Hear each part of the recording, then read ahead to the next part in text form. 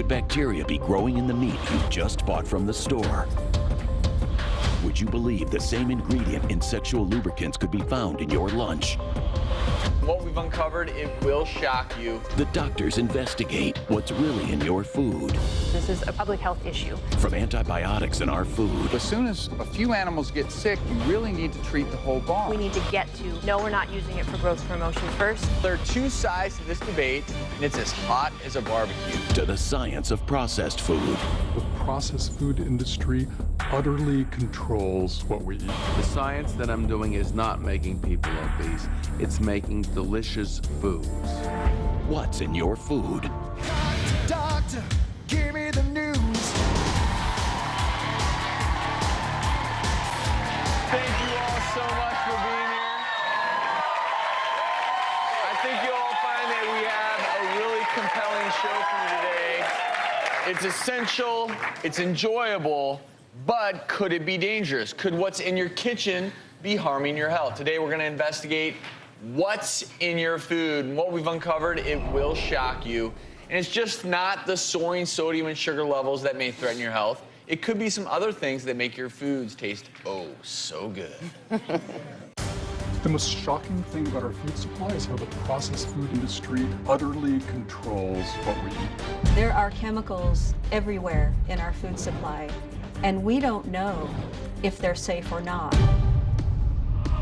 I think the average consumer simply wants his or her food that tastes good, but really has no idea that there's tremendous science behind it. As a chemist, I was really shocked that the same chemicals that I was using in my work in the laboratory were showing up on the ingredient list of some of the foods that Americans are eating every day. They rely on heaps of salt, sugar, fat to make their products convenient, to make them low-priced, and to make them utterly, irresistibly tasty. The science that I'm doing is not making people obese. It's making delicious food. We are living in a food experiment right now.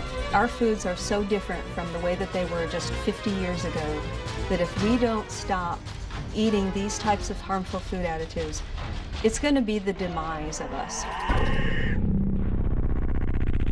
You know, America, we do have a bit of a food fight on our hands. 2/3 of us are overweight or obese. Every 17 seconds, one of you will be diagnosed with diabetes. Cancer kills more than 500,000 Americans every year, and yet every year we spend more than $400 billion on processed foods. Why do we do that? Because they taste great. Yeah. And they are easy.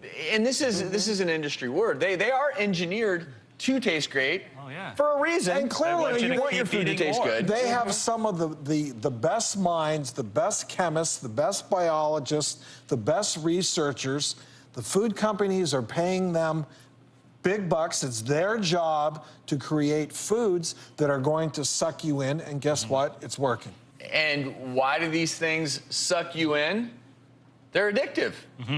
They are addictive just like anything else. You know, we have a bunch of props up here, so let's go through some of these substances that may or may not be addictive, and then we're going to talk a little bit about whether or not you need to worry. I would argue that the thing that we really need to worry about is too much fat, too much sugar, and too much salt in a lot of the foods that we're eating. But you have some examples, gentlemen.